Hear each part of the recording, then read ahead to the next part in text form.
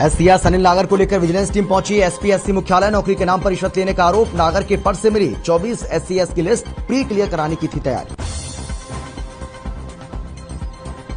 रोहतक में भूपेश सिंह हुड्डा ने नौकरियों में भ्रष्टाचार को लेकर सरकार पर उठाए सवाल। एचएसएससी भर्ती में सीबीआई जांच की मांग। कहा बिना संरक्षण नहीं हो सकता है भ्रष्टाचार। यूपी की राजधानी लखनऊ में किसानों की महापंचायत में बोले राकेश टिकैत। जारी रहेगी एमएसपी की लड़ाई। 27 नवंबर को फिर होगी संयुक्त किसान मोर्चा की बैठक।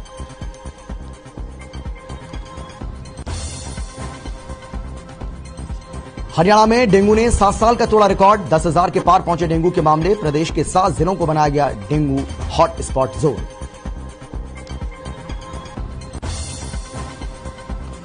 कोसली डबल मर्डर केस में पुलिस को मिली बड़ी सफलता। 2 शूटर सहित 3 गिरफ्तार। दीपावली के दिन हुए गैंगवॉर में हुई ईशु और अक्षय की हत्या।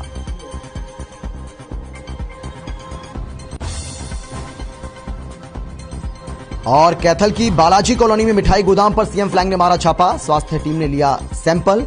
मालिक के पास नहीं था मिठाई बनाने का लाइसेंस। बड़ी मात्रा में सड़ी हुई मिठाइयां जब्त।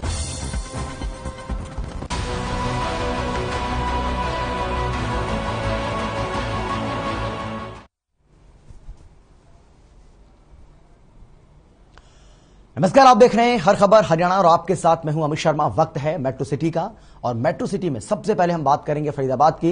विधायक आपके द्वार कार्यक्रम के तहत फरीदाबाद विधानसभा क्षेत्र से विधायक नरेंद्र गुप्ता सेक्टर 9 की सद्भावना पार्क में आयोजित स्वागत समारोह में पहुंचे और स्थानीय लोगों की समस्याओं को सुना। इस मौके पर बीजेपी के जिला सचिव मुकेश अग्रवाल और तमाम दिग्गज नेता मौजूद रहे। इस मौके पर विधायक नरेंद्र गुप्ता ने लोगों से स्वच्छता अपनाने और गंदगी न फैलाने की अपील भी की। हुड्डा ने इसके लिए उनको परमिशन दी थी पुलिस डिपार्टमेंट को। उस टाइम भी 18 साल पहले हमने सबने मिलके रिप्रेजेंटेशन दिया था वहां पर हुड्डा में जाके। उस टाइम रुक गई थी। 3 साल पहले फिर हम किया था और मंच पर मेरे काला जी। तो विधायक आपके द्वार ये कार्यक्रम हुआ, इसके तहत ये कार्यक्रम हुआ। यहाँ पर विधायक नरेंद्र गुप्ता इस कार्यक्रम में पहुंचे और स्थानीय लोगों की समस्याओं को सुना। गुप्ता जी आपके बीच में आए। विधायक आपके द्वार जहां पर लोगों की समस्याओं को सुना विधायक नरेंद्र गुप्ता ने, जिसकी तस्वीरें आपको हम दिखा रहे हैं। भारी संख्या में यहाँ पर लोगों की उपस्थिति रही।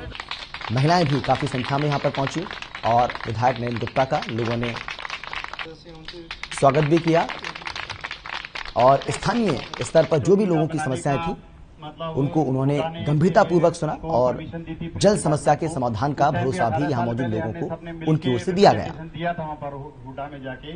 उस टाइम रुक गई थी। 3 साल पहले फिर हम किया था और मंच पर मेरे काला जी मेरे सामने मातृशक्ति के विधायक को जो काम करना चाहिए वो विधायक को काम करने का समय नहीं मिल पाता, क्योंकि सिस्टम इतना खराब हो चुका है कि सीवर, सड़क और पानी जो कि हमारे नगर निगम का काम है और पार्षद कुछ उनके भेजते हैं तो उसको ये काम करने चाहिए, पर सिस्टम कुछ खराब हो चुका है। इसलिए विधायक को उन्हीं कामों में ज़्यादा से ज़्यादा समय लगाना पड़ता है। निश्चित ही जैसे कि भाई मुकेश जी ने बताया कि चुनावों के बीच में मैंने फरीदाबाद को डस्ट फ्री करने का वायदा किया था और उसमें मैं लगातार प्रयासरत हूँ। बहुत गुप्ता जी आपके बीच में आए हैं।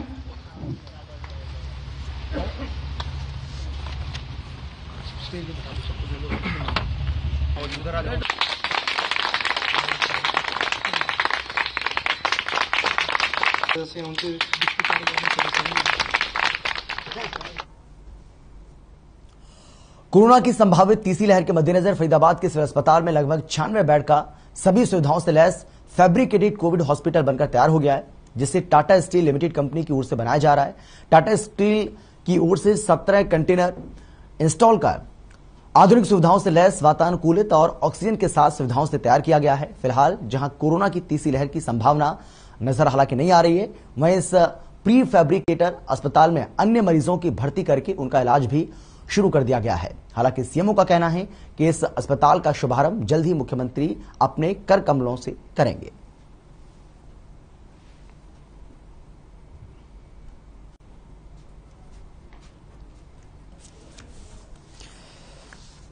तो फरीदाबाद के इस अस्पताल की तस्वीरें आप देख रहे हैं। आपको बता दें कि जिस तरीके से लगातार ये आशंका जताई जा रही थी कि तीसरी लहर बहुत जल्द आ सकती है और इसी के मद्देनजर फरीदाबाद में इस अस्पताल को तैयार किया गया था, लेकिन क्योंकि अब तीसरी लहर की संभावना नजर नहीं आ रही है और इसीलिए अब जो नॉन कोविड पेशेंट हैं वो भी यहां अपना इलाज करा सकते हैं।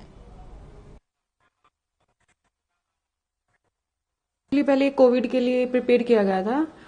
कोविड आपको पता अभी पेशेंट नहीं है हमारे पास जो मेडिकल वार्ड है उसको अभी यहाँ स्टार्ट किया जा रहा है, क्योंकि मेडिकल वार्ड में एक तो हमारे पास बेडेड थोड़े से कम थे, थोड़ा सा कंजेस्टेड था वहाँ पे। यहाँ पे स्पेस थोड़ा ओपन है, इसलिए पेशेंट को मेडिकल वार्ड अभी यहाँ पे रन करवाया जा रहा है। अभी 19 नवंबर से स्टार्ट किया हमने यहाँ पे। तो पेशेंट आने शुरू हो गए? हाँ, पेशेंट आने स्टार्ट हो गए। जितने पेशेंट हमारे पास ऊपर एडमिट थे उनको भी नीचे शिफ्ट किया गया है।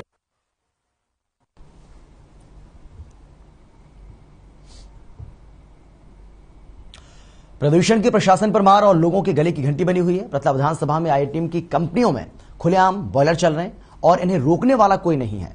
इन कंपनियों के आसपास पार्क भी बने हुए हैं, जहां पर सैर करने वालों के लिए कंपनियां स्वास्थ्य खराब करने का सबब बनी हुई हैं। कंपनी के मालिक से बात करने की कोशिश की गई तो उन्होंने बात करने से इनकार कर दिया और कैमरे के सामने भी वो भागते हुए नजर आए, यानी कि कैमरे के सामने उन्होंने कुछ भी कहने से इनकार कर दिया। ये तस्वीरें यहां पर आपको हम दिखा रहे हैं, फरीदाबाद की तस्वीरें आप यहां पर देख रहे हैं। यहाँ किस तरीके से बॉयलर जो हैं वो खुलेआम प्रदूषण को बढ़ावा दे रहे हैं, इसकी तस्वीरें हम लगातार आपको दिखा रहे हैं। फरीदाबाद का ये मामला है जहां पर AQI का जो स्तर है, AQI का जो लेवल है वो लगातार बढ़ रहा है। बावजूद इसके कुछ कंपनी मालिक जो हैं वो अपनी हरकतों से बाज नहीं आ रहे हैं और सरेआम नियमों की धज्जियां उड़ाते हुए दिखाई पड़ रहे हैं। कोई IMT में एक फैक्ट्री है, इसका पोल्यूशन सीधा गांव की तरफ आ रहा है। रोजाना प्रदूषण का स्तर दिन पर दिन बढ़ता जा रहा है। सरकार सचेत होती दिख रही है, जिसको लेकर सरकार ने स्कूल 17 तारीख तक बंद कर दिए। लेकिन कुछ कंपनियां हैं, प्राइवेट कंपनियां हैं, जो कहीं ना कहीं नियमों का उल्लंघन करती नजर आ रही हैं। फरीदाबाद में इस समय हवा इतनी दूषित है कि सांस लेना तक दुर्भर हो जाता है। उसी के चलते सरकार ने स्कूल बंद किए हुए हैं। आपको मैं बताऊं, मैं IMT में खड़ा हुआ हूं। यहाँ पे ये एक कंपनी है जिसका वॉलर चला हुआ है। प्रदूषण लेवल बढ़ने के बावजूद भी इन्होंने यहाँ पे अभी तक इसको बंद नहीं किया है। अधिकारियों का कोई अभी तक यहाँ पे कोई छापामारी कुछ नहीं है। अधिकारी सोए हुए हैं। हर खबर के लिए धीरज कौशिक, पटला विधानसभा।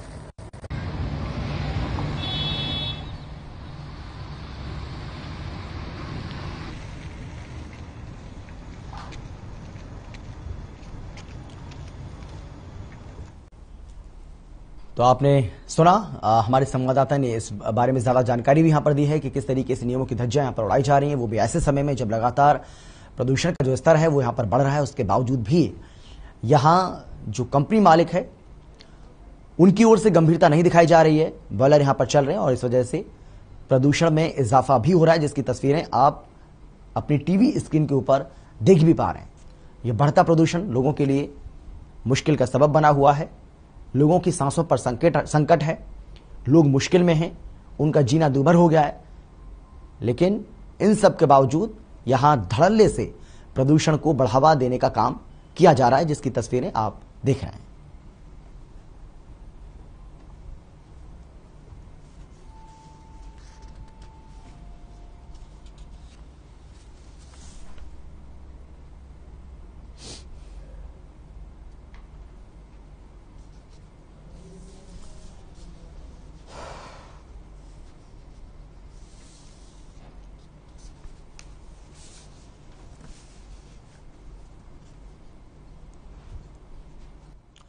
तो मेट्रो सिटी में एक बार फिर से आपका स्वागत है और अब बात करेंगे साइबर सिटी गुरुग्राम की। गुरुग्राम में एक दर्दनाक हादसा आज सामने आया है, जहां पर आपको बता दें कि नाले में एक कार गिर गई, जिसमें 2 लोगों ने अपनी जान गंवा दी है।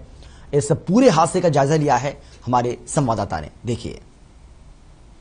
गडोली गांव के इस गंदे नाले में आज सुबह तड़के एक कार अनबैलेंस होकर आ गिरी, जिसकी वजह से 2 युवकों की मौत हो गई।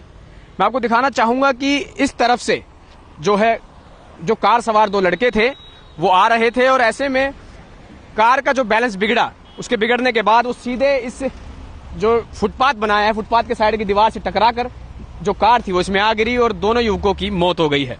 मैं कार की भी जो जानकारी है आपको दिखाना चाहूंगा और तस्वीरें भी दिखाना चाहूंगा कि ये वो कार है जिसके अंदर 2 युवक सवार थे, जो कि महेंद्रगढ़ की ओर से गुरुग्राम आ रहे थे।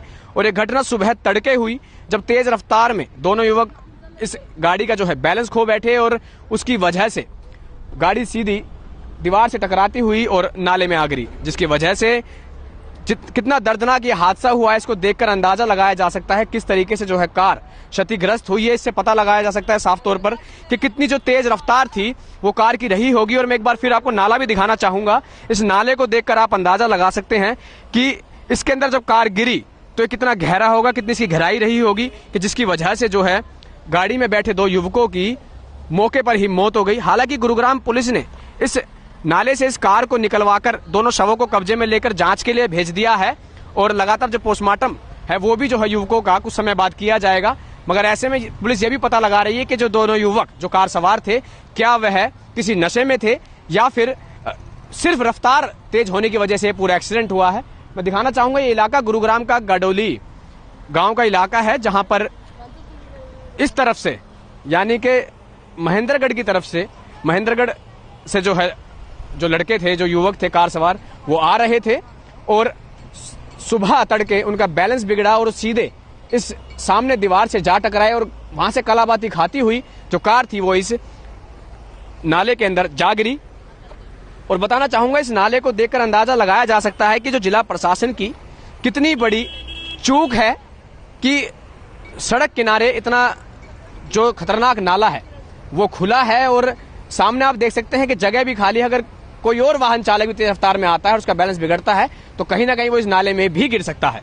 तो कहीं ना कहीं इस पूरी घटना के बाद जिस तरीके से 2 युवकों की इस नाले में गिरकर कार में सवार होने की वजह से, कार में सवार होने पर और बैलेंस बिगड़ने पर जब इस नाले में इस कार गिरी और उनकी मौत हुई है, तो कहीं ना कहीं गुरुग्राम जिला प्रशासन के ऊपर सवाल या निशान खड़े होते हैं कि क्या युवाओं की जान इतनी सस्ती हो गई है कि एक दीवार तक ना लगाई जा सके कि उनकी जान बच सके। गुरुग्राम से मोहित कुमार, हर खबर हरियाणा। और चलिए बात करेंगे हम फरीदाबाद की, जहां पर आपको बता दें कि आरएएफ और पुलिस की ओर से संयुक्त अभ्यास किया गया है और दंगा प्रभावित इलाकों में किस तरीके से निपटा जाए, किस तरीके से रणनीति बनाई जाए, इसको लेकर ये संयुक्त अभ्यास यहां पर किया गया है। फरीदाबाद के दंगा नियंत्रण के लिए पुलिस और रैपिड एक्शन फोर्स ने संयुक्त अभ्यास किया है। यह प्रैक्टिस पुलिस लाइन में आयोजित की गई, जहां विभाग से जुड़े कई आला अधिकारी भी मौजूद रहे। दंगा नियंत्रण का पूरा अभ्यास की ये तस्वीरें फरीदाबाद पुलिस और दिल्ली के 194 बटालियन कैंप से आई हैं। आरएएफ की टीम भी इसमें मौजूद है और दोनों टीमों ने लगभग 4 घंटे तक मिलकर ये अभ्यास किया है, जिसकी तस्वीरें आप देख रहे हैं। इस दौरान ये सभी जवान दंगा नियंत्रण से जुड़े सभी उपकरणों से लैस भी नजर आए।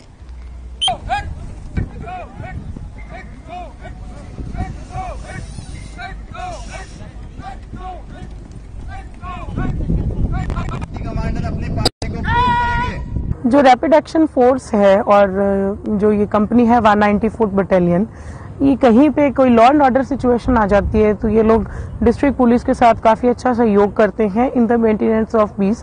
तो ये एक इनका मोटिव ये था कि ये आएंगे और एरिया फेमिलराइजेशन, ज्योग्राफिकली इन्हें एरिया पता हो, कहीं पे अगर सेंसिटिव एरिया तो वहां जाके जो ग्रुप्स हैं उनसे बातचीत की, लोगों को समझाया, बातचीत की। तो इससे इनका डिस्ट्रिक्ट पुलिस के साथ भी कोऑर्डिनेशन इंप्रूव हुआ और ग्राउंड पे भी इनको ऐसे ही लग रहा है कि ये हमारा नोन एरिया है। यहाँ पर कौन कौन से इन्होंने जगह देखी हैं और जो दिल्ली से जो आई जो टीम है जो फरीदाबाद डिस्ट्रिक्ट पुलिस के साथ डेमो किया है, उसका क्या मतलब मकसद है? मकसद जैसे कि मैंने आपको पहले ही बताया कि लॉ एंड ऑर्डर जब कभी आ जाता है, जैसे कानून व्यवस्था में कोई प्रॉब्लम आती है तो हमें फोर्स मंगवानी पड़ती है बाहर से। तो जो बाहर से फोर्स आती है वो उस डिस्ट्रिक्ट से उसको नॉलेज नहीं होती इतना, तो अब ये पीस टाइम में हमने लोगों से मिलवर्तन कर दिया। उससे फायदा क्या है कि अगर आप किसी को जानते हैं तो उसको मिनिमल यूज ऑफ फोर्स, कई बार फोर्स यूज करने की जरूरत ही नहीं पड़ेगी, परसुएशन से ही काम हो जाएगा। कमांडर अपनी पार्टी को जैसे कि कमांडर अपनी पार्टी को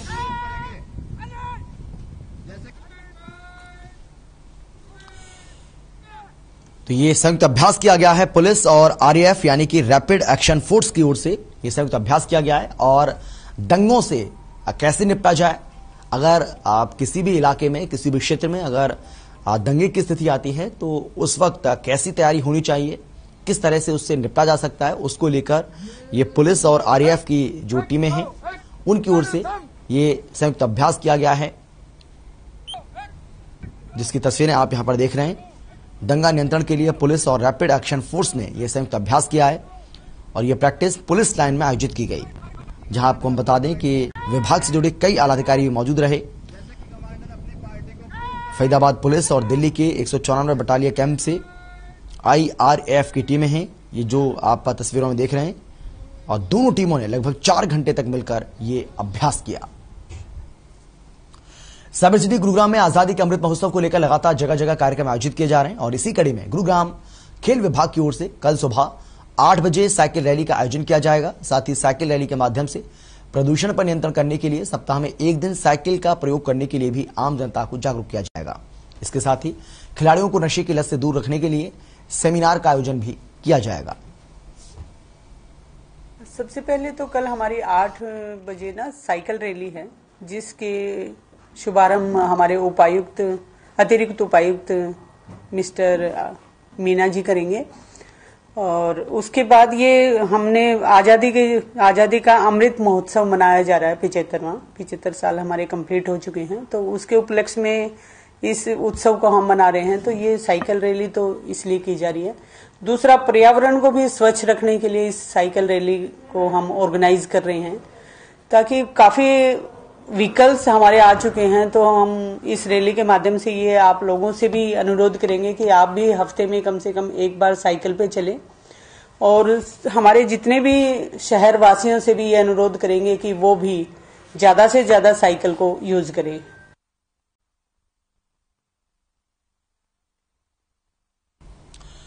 प्रदेश में महिलाओं के खिलाफ बढ़ते अपराधों को लेकर उन्हें जागरूक करने के लिए हरियाणा के नए डीजीपी पीके अग्रवाल ने पंचकुला से एक 16 सदस्यीय महिला पुलिसकर्मियों के दल को एसीपी ममता सौदा के नेतृत्व में हरी झंडी दिखाकर रवाना किया है। आपको बता दें कि यह दल हरियाणा के हर जिले में साइकिल यात्रा करेगा, जो कि लगभग 1194 किलोमीटर होगी, जिसका मुख्य उद्देश्य महिलाओं को उनके अधिकार, उनकी सुरक्षा को लेकर जागरूक करना है। यह दल सोनीपत के गन्नौर पहुंचा, जहां सोनीपत पुलिस ने इसका भव्य स्वागत किया।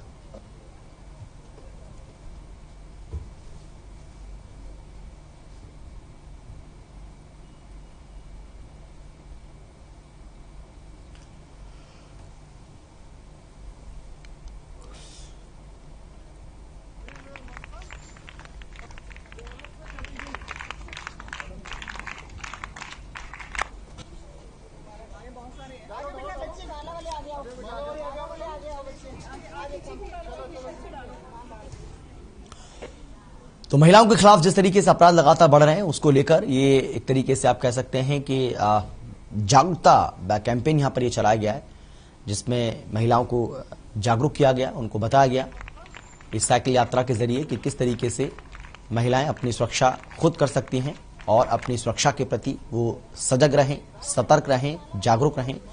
और इसी के मद्देनजर इस साइकिल यात्रा का आयोजन यहां पर किया गया।